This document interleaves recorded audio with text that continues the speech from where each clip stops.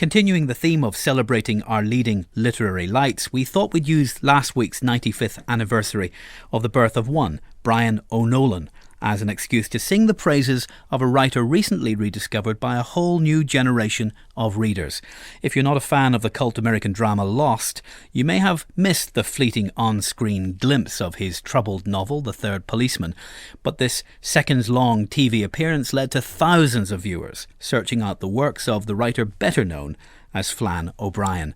Fellow author and journalist Glenn Patterson and O'Brien expert Tess Maginnis attempt to explain the enduring appeal of an often overlooked literary figure.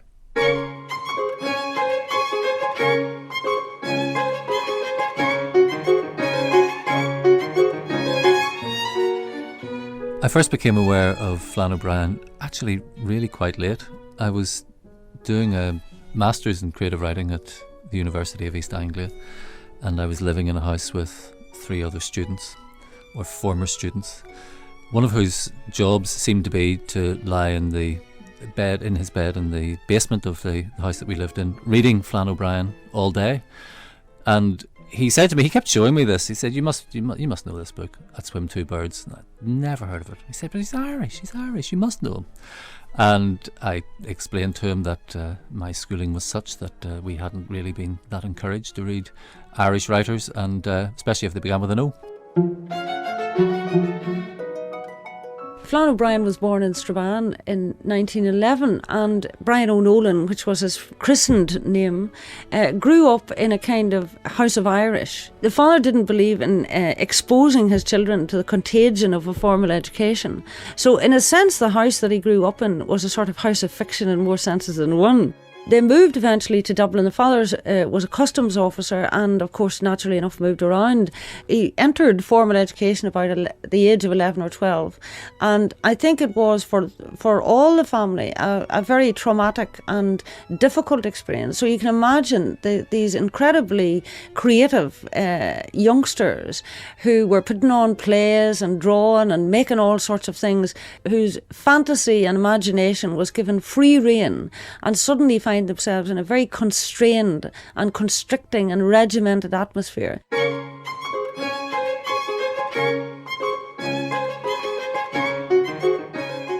At Swim Two Birds in particular, and I think to me that is the major novel.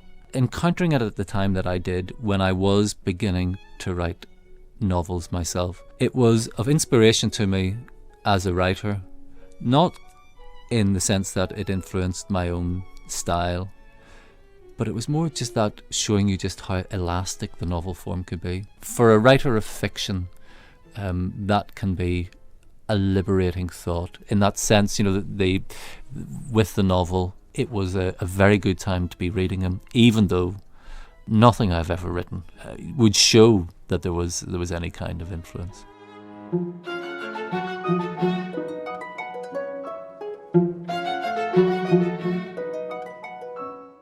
He finished up then going to UCD, to University College Dublin, and there he became quite a prominent member of the sort of debating society and things like that.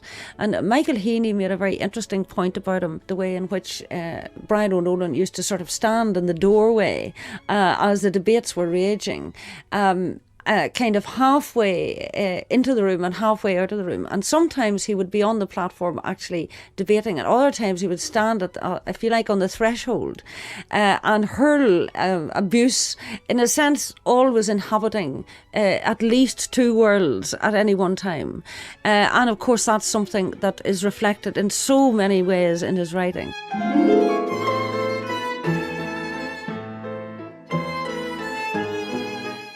It would be wrong to dismiss Flann O'Brien as a trivial writer or as a comic writer or as only a comic writer. I think he's a very, very serious writer. There's serious intention there. And again, if you look at what he draws into his fiction, in a way, when you talk about him, you have to use that word fiction in the sense that it's the giving shape to disparate elements. The way he incorporates these elements and the element of the absurd in there as well, I think is something that sets him apart. really he is in the same tradition as Joyce, and indeed going way back Stern, and indeed writers like Beckett. So if you're looking for realism, Flann is not your man. His speciality, his zest is for the imagination and the extraordinary limitlessness of the imagination. So here we have novels about people who are completely alone. Bleak as that may be in many respects, what rescues it is this extraordinary, resilient comic humour.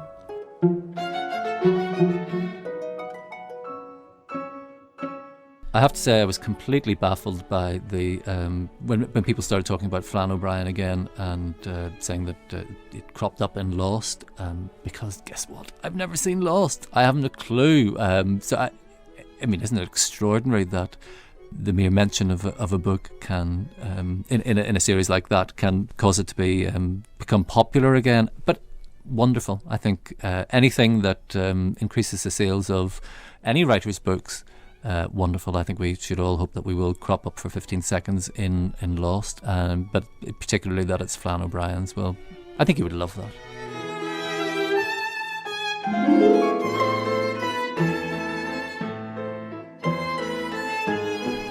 Glenn Patterson and Tess Maginnis on Flann O'Brien.